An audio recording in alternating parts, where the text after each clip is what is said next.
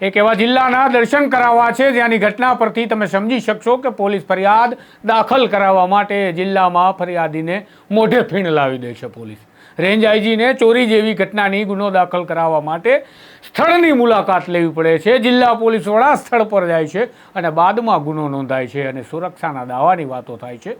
કારણ કે આ ગુજરાત છે, 1600 કિલોમીટરનો દરિયો લઈ આપણે બેઠા છીએ, પરંતુ દરિયાકાંઠે આવેલા જિલ્લા કેટલા સુરક્ષિત તેના સવાલ થાય છે. નમસ્કાર, હું છું આપની સાથે તુષાર બસિયા. નવજીવન ન્યૂઝમાં આપનું સ્વાગત છે. આપણે જોઈએ છીએ, આપણે જાણીએ છીએ અને કઈ પ્રકારે મને સત્તાના વખાણ વેપારીના એસોસિએશનોને કરવા પડે છે. ખરેખર તો તેઓ ઘણી વખત ભીસમાં આવે છે ત્યારે સત્તા સાંભળતી નથી. આવી જ કંઈક ઘટના ભાવનગરના શિપ બ્રેકિંગ યાર્ડની બને છે. શિપ બ્રેકિંગ યાર્ડના 78 નંબરના પ્લોટમાં એક ડીવી એરિકા નામનું જહાજ કે જેની કિંમત 136 કરોડ ભંગારની કિંમત છે અને એ કિંમત ચૂકવી અને એક વેપારી શ્રીરામ ગ્રુપના માલિક તેને ખરીદે છે અને આ ડીવી એરિકા નામનું જહાજ ભંગાવવા માટે ભાવનગરના અલંગ શિપ બ્રેકિંગ યાર્ડ ખાતે આવતું હતું. રસ્તામાં અથવા તો ભાવનગરના શિપ બ્રેકિંગ યાર્ડની આગળ જ પાણીમાં ઊભેલું આ શિપ જ્યારે હતું ત્યારે તેમાંથી ચોરી થઈ જાય છે, ચાંચિયાઓ લૂંટી જાય છે. ભાવનગર પોલીસ સજાગ છે, સતર્ક છે. આ ચાંચિયાઓ તેના કરતાં વધારે સતર્ક તો હોવા જોઈએ.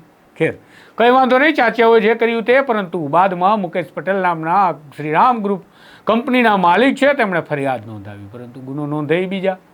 ગુનો નોંધાયો નહીં, ફરિયાદ થઈ નહીં. આખરે તેમણે માધ્યમનો સહારો લીધો અને માધ્યમોએ જ્યારે આ ઘટનાને ગજવી મારી ત્યારે જઈ બહેરા બની ગયેલા જિલ્લા પોલીસ વડાના કાને આ સમાચારો અથડાયા અને બાદમાં ગુનો નોંધાયો. પણ એટલેથી વાત નથી અટકતી.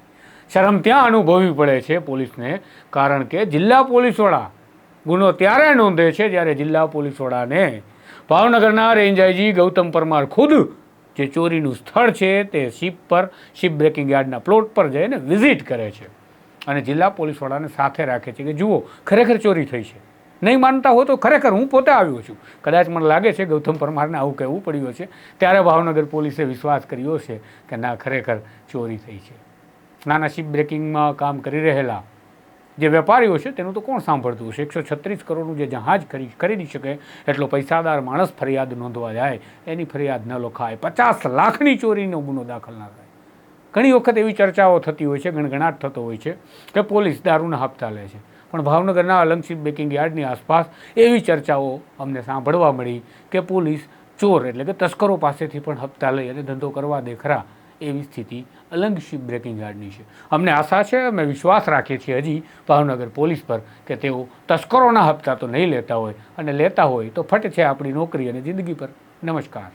વૈષ્ણવજન તો તેને કહીએ જે પીડ પરા